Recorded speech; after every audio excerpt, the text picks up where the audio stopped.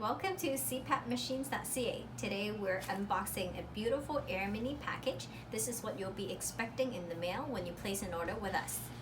So let's open this up.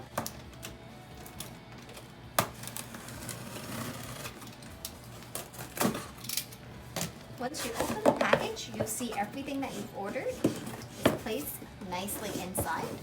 What you'll find is a coupon for your next purchase, an invoice with a paid stamp on it. So if you ever want to claim insurance, just send this invoice along with your insurance claim form, submit to your insurance company, and you'll be able to get the reimbursement.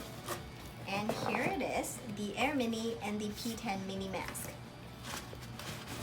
Let's talk about the AirMini first. In the little package, once you slide open, you'll be able to find the AirMini machine, the user's manual booklet, as well as the power supply. With the AirMini purchase, you will also find a little dust bag inside.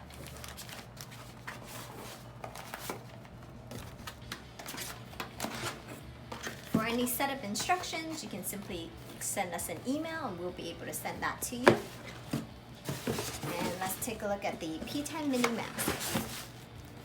Okay, so this is the P10 mini mask.